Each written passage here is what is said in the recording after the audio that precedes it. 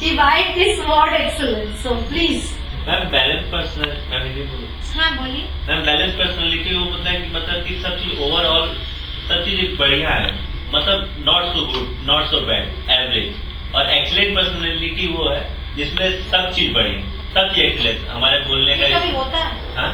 कभी होता है किसी का एक्सीलेंट पर्सनालिटी? आप ये खुद से मानते हो कि कभी हर कुछ एक्सीलेंट, ये कभी किसी में हो सकता है? आप मानते हो? आपने किसी एक को देखा है जिसका हर कुछ एंगल में, लाइफ के हर डायमेंशन में उसका एक्सेलेंस सेम बरकरार है? आपने देखा है? कभी नहीं होता। तो that is abstract, that is how we can imagine, that is we can dream of, but we can not have that kind of personality, never ever. आप मुझे भी मान लो, पीट लो, कहीं से भी नहीं होगा, किसी का भी नहीं होगा। That's why personal life, professional life, social life, educational life, occupational life, everything is if your life is a circle, those are what? Those are the arrows, okay, surrounding your life cycle. That is the thing. And the whole sum, if you are balancing means कहीं पे कम है तो कहीं पे ज्यादा है, कहीं पे ज्यादा कम है, कहीं ज्यादा है, कहीं पे है ही नहीं। तो सारे जो है उसको मिला के एक बैलेंस में रखना कि मुझे ये भी आता है, वो भी आता है, वो भी थोड़ा बहुत आता है, ये भी आता है। ऐसा नहीं है कि ये बिल्कुल ही नहीं है, एक्सट्रीम इधर। मैं गुस्सा करती हूँ तो इतना गुस्सा करती हूँ तो सब तोड़ फोड़ कर देती हूँ, हाँ, लेकिन मैं पढ़ाई में बहुत अच्छी हूँ, तो फिर मेरा पढ़ाई किस काम का आएगा अगर मुझे हर एवरी फ्रीक्वेंट मिनट में अगर गुस्सा आता है मैं तोड़ फोड़ कर देती हूँ। So that is the extreme kind of personality you are talking about.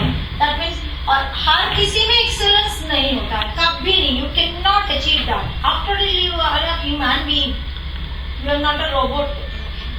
Isn't it? Ma'am इसी बोला था। हाँ बोलिए। मैम जैसे मैंने कहीं पढ़ा हुआ है कि जैसे मैम टारगेट हमेशा बड़ा रखना चाहिए।